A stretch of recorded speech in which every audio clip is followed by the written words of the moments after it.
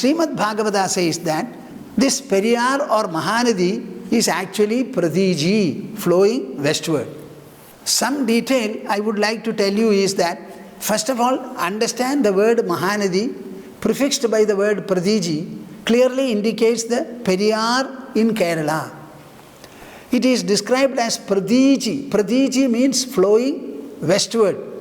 The Periyar is originating from a mountain called Shivagiri, which is on the border of Tamil Nadu and Kerala. It is about 244 kilometers long and perhaps the second longest in Kerala. The people are living on the banks of Periyar river. A lot of habitants are there on the both sides.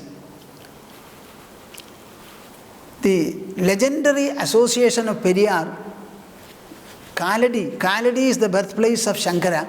About Shankaracharya, I don't have to tell you anything.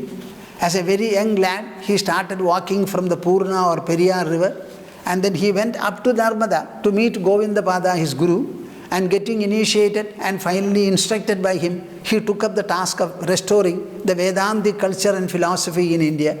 Now this is a very, very important factor. This took place about 1,200 odd years back, when for 1,300 years the so-called Buddhistic influence was very strong and dominant to the point of subduing the entire Vedas and Vedantic culture. That is why Govindapada asked him to revive it somehow, finding the ability and the ascetic brilliance of Shankara. So Shankara was born on the banks of this river. In Kaladi, the distinction of Kaladi is that there is a particular ghat there called Mudalakkadavu. That is the local word, Mudalakkadavu. You can say it's a crocodile ghat. That crocodile ghat is very famous. Shankara apparently went to the river to take his bath. His mother was standing by the side on the shore. He wanted to take up sannyasa, but the mother would not generally permit. Because the husband had died, she had become a widow, and the only child she had was Shankara. So how could any mother spare Shankara? It is not possible at all. So what happened? Nature had to contrive something. So Shankara went in, swimming a little bit. Suddenly a crocodile caught hold of his leg. When the crocodile caught hold and he was moving, he shouted, "My dear mother, I am going to die very soon. At least grant my wish to take up sannyasa at the last point. In another second or in another minute, I will be underwater. I will have been drowned. You will lose me. So at least let the aspiration be fulfilled. Permit me to take up sannyasa at least now." She said, "Okay, I give you permission." The crocodile suddenly let him loose. He swam to the shore, and to prove his word, to vindicate it, he decided to take up sannyasa, said goodbye to the mother, promising that whenever you want to see me, I shall be by your side. And then he started his trek. So this incident took place in actually this Periyar, this Mahanadi river. Mudalakkadavu they call it legendarily. There are two important mountains in between which this Periyar or Mahanadi flows. It is called the Kuravan and Kuratti mountains. Then further down, it comes to Malayatur and Kaladi. Then it comes to the place called Aluve, a few kilometers away from Ernakulam town. In the Aluve river, there is something very, very great and distinguished. I would like you to know about it. During the rainy season, the river is full of water and it becomes a little spread out there. When the lean months come, suddenly you find a Shivalinga and also a sandy bank in between, in the center of the river. Now this is the place where Shivaratri is legendarily observed there. And Aluva is Shivaratri. Shivaratri in the Aluva sandy banks where a Shivalinga is there. So many people assembled there. And it is very good for Pidrutarpana, offering oblations to the departed souls. This is also a legendary importance of this Periyar or west flowing Mahanadi. That I wanted to say. Now one remark or assessment that I have to make on this occasion is that Srimad Bhagavata mentions specifically about Mahanadi, Periyar of Kerala. is perhaps not understood by anybody. People know about Tamraparni, Kritamala and Payaswini, then Kaveri. All these are mentioned. There is a Mahanadi which is Pradiji, flowing westward, and that is actually a Sanskrit rendering of the name Periyar. Is perhaps something that many people do not know. I would like, at least from now on, the fact to be sufficiently recognized by all the people of Kerala as well as India and the rest of the world, that one of the rivers mentioned by Sreemad Bhagavatam is the Periyar of Kerala, the west flowing, Pradiji, west flowing Mahanadi of Kerala. And it has got a lot of importance. Srimad Bhagavata says, those people who are living on the banks of these rivers, drinking that water, will no doubt become lofty devotees of Lord Hari. I think this statement should be taken as a declaration from me, declaration from Srimad Bhagavata, from Shuka Maharshi as well as Veda Vyasa, and people will have to reflect upon this statement, this proclamation, and they have to think as to what best is owing from our side. Such a beautiful river, holy river, whose water has got the capacity of transforming people into great and lofty devotees of Lord Vishnu. Having been blessed with the presence of such a river, are we doing sufficient justice? Are we conscious of its greatness, of its holiness, of its piety, and the wonderful power and potential it has? I think the people of Kerala will have to think and rethink quite a deal and see what best can be done to vindicate the statement and declaration of Srimad Bhagavatam, and also to impart a much greater culture to the people of this great land gifted by Lord Parashurama. You may wonder whether I am only speaking about the Pradiji Mahanadi. Certainly not.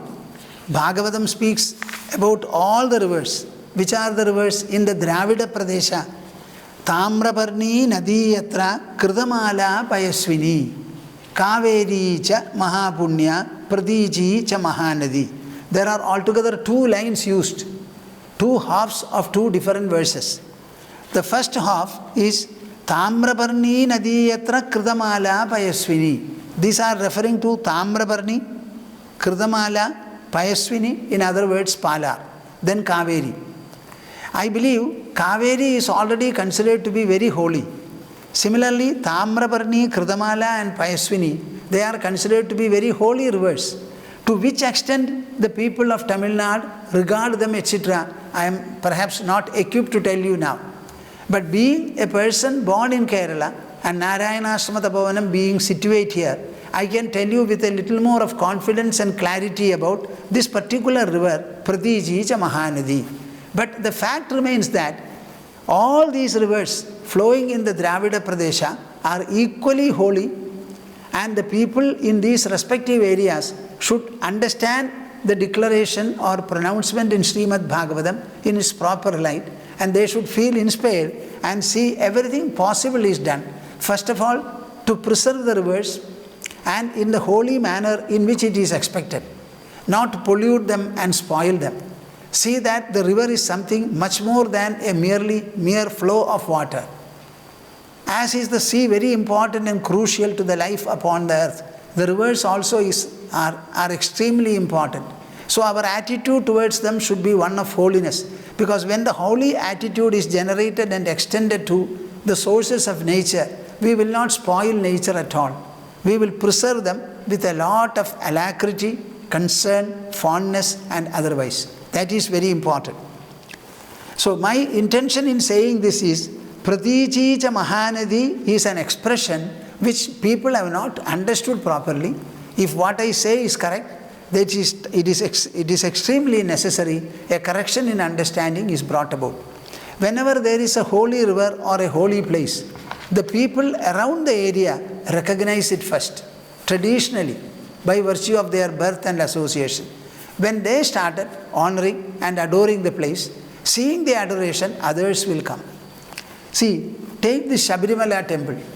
This Sabarimala temple was visited only by the people of Kerala, and that too from different places. Not all places knew about it. Gradually the Sabarimala shrine became very popular, and internationally visitors are coming there. Similarly to Tirupati temple and Guruvayur temple, etc. But primarily, the people of that area will have to recognize the worth and the greatness of the shrine. The same applies to all these rivers.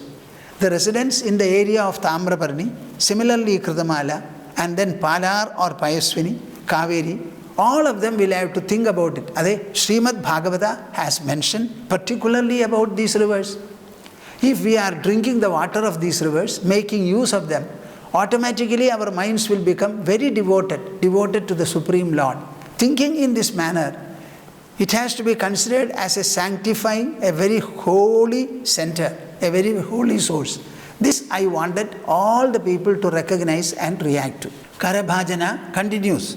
Devarshi bhutapta nrinam pidrinam na kinkaro nayamrini charajan sarvahatmanaya sharanam sharanyam gato mugundam parihritya kartam. Deva rishi bhuta apta nrinam pidrinam na kinkaro nayamrini charajan sarvatmanaya sharanam sharanyam gato mugundam parihritya kartam. This is a very important and wholesome statement in Srimad Bhagavatam. It appears particularly in the Navayogi dialogue. A devotee, gato mugundam parihritya kartam sarvatmanaya sharanam sharanyam. Lord Hari is the only source, only reliable source of refuge for all kinds of people in this world. As Krishna puts it, Artho Jijnasur Artharthi Jnani cha Bharatarshava in Bhagavad Gita. Altogether the devotees are of four kinds. Arthaha, the afflicted, the tormented. Gajendra was very much tormented by the crocodile. Draupadi was extremely tormented by Dushasana. Both of them are arthas, dukhitas. When you are suffering so much in distress, what you have to do is, you have to call out for help. Call out for help. Seek refuge under the Sharanya. The only source we can seek refuge under is the lotus feet of the Supreme Lord. Sarvatmanaya sharanam sharanyam. The word Sarvatmana means by virtue of your body and senses, by your mind, by your voice, by your intelligence. There should be no reservation at all. My dear Lord, I seek refuge under you. What did Arjuna say? Karpanya doshopahata swabhavaha pruchhami tvam dharma sammudha chetaha yachreyasyan nishchitam bruhitan me shishyasteham shadhimam tvam prabannam.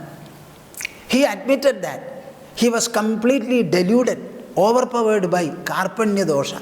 He was unable to think about any kind of a propriety or ethics about what he should do in the war. Because the war appears to be extremely sinful.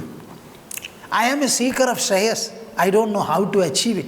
This war cannot take away my possibility or the chance for me to get moksha or Shreyas. So I surrender before you. There is no other way of refuge for me. You alone. I am your Shishya. I am your disciple. Please instruct me. This kind of a surrender is necessary. Sarvatmana. The word Sarvatmana means by all-fold surrender. There should be no residual ego in you. Everything, just like the Panchabhutas belong to God and they are sustained by God. I, a creature, a being on this little earth, I also belong to nature. I am sustained by nature. So I belong to you, my dear Lord. It is for you to protect me, preserve me, sustain me. That's kind of a surrender. Now, in order to get into this surrender, what is the hindering element? He says, Gato Mukundam Parihritya Kartam. We have a feeling, Kartrabhava. Kartrabhava means the feeling or the notion of doership. See, there are many women and there are parents also, fathers also. They have 1 or 2 children at home. So many children are born to so many parents. Animals also have their children. But these men, human beings, they feel these children are ours. We have brought them up. So they have a lot of egocentric sense of ownership and responsibility towards the children. When the children misbehave, they are so much upset. I have done so much for my child. He has been brought up. See, now he refuses to listen to me. Any adult will have his adult position. Should not the parent recognize it? So that kartra bhava is something, the doership feeling, it is something that hinders, obstructs, clouds and interferes with everything that we do. So, Srimad Bhagavata says that you should be able to keep it away. Parihritya kartam. Abandon it altogether. And then, Sharanam Sharanyam Mukundam Gataha Yaha. Whoever seeks refuge under the adorable feet of the Lord Mukunda, Mokshadata, Sarvatmana, in an all-fold, wholesome manner.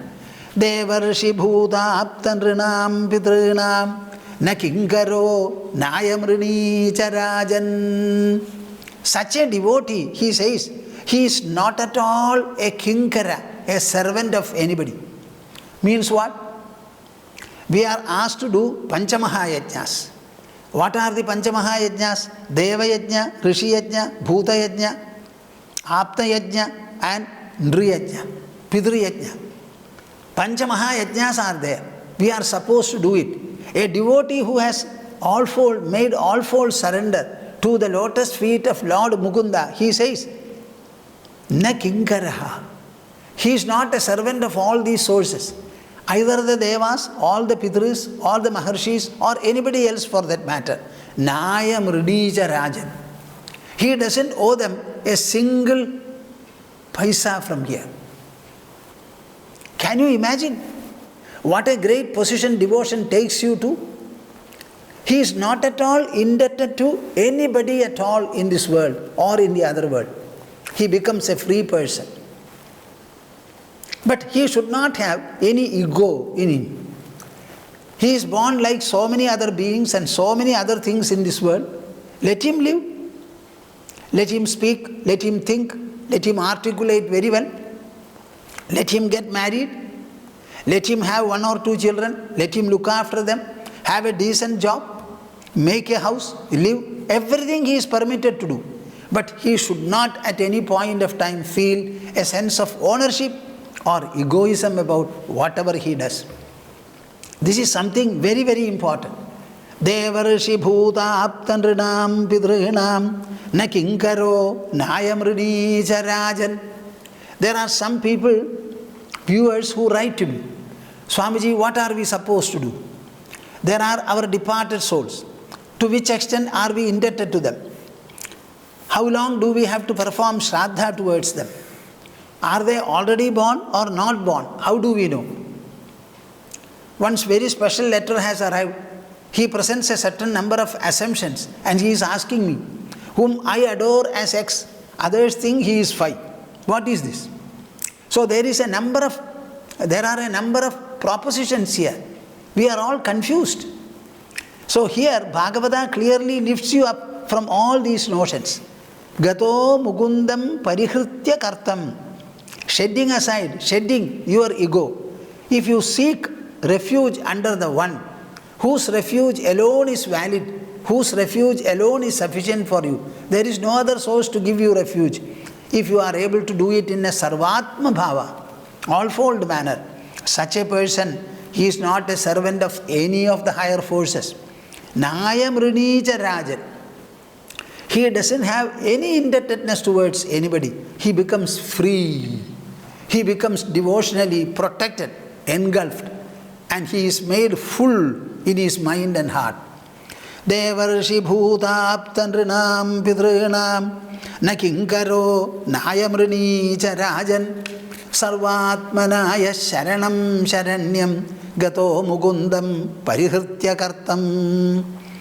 I think this one particular verse in the 11th skandha, 5th chapter, 41st verse, rendered by Karabhajana to Nimi Chakravarti, It is something that every one of you should learn.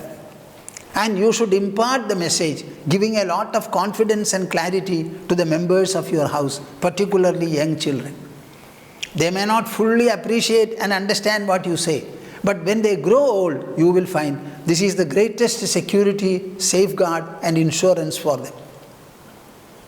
I will recite it once again, so that at least hearing it a few times, it will be impressed in your mind. Devarshi bhuta aptanridam pitrinam na kinkaro nayamrini charajan sarvatmanaya sharanam sharanyam gato mukundam parihritya kartam sandhya vandana bhadramastu bhavate bho snana tubhyam namo bho devaha pitarascha tarpana vidhau naham kshamakshambyatam yatra kvapi nishadya yadava kulottam sasya kamsadvishah smaram smaramagham harami tadalam manye kimanye name. This is a verse from Sri Krishna Karnamritam. See how the mind outlives whatever it is given to in the way of rituals, ceremonies and obligations. And in this particular case, even the Sandhyavandana which is enjoined upon all the people who have been invested with the sacred thread. See how in the Krishna Karnamrita, the author Leela Shuka pours forth his devotional fullness and devotional freedom and ecstasy. Smaram smaram agham harami tadalam manye kimanye name. He says, he was performing Sandhyavandana 2 times at least every day. He has grown in devotional and devotional fullness to such an extent that he feels all the other paraphernalia, religious and ceremonial, should be dropped. So he goes on making a confession. Hey Sandhyavandana, calling Sandhyavandana, Bhadramastu bhavate, you remain auspicious in your own way. I am blessing you. You remain very well. Bhosnana tubhyam namo, my dear bath, tubhyam namaha, I register my prostration before you. Bho devaha pitarasya, O devas and O departed souls, the mains, tarpana vidhau naham kshamakshambyatam. I have been performing tarpana, udaka kriya and other things for you rigorously and fastidiously, punctually all these years. Devotion has grown in me and I have understood the truth of everything, the truth of oneness. There is no plurality of gods and plurality of sources. Ultimately everything is governed by one and one alone. And that one is installed in my heart. I have become one with it. God is not different from me. I am not different from God.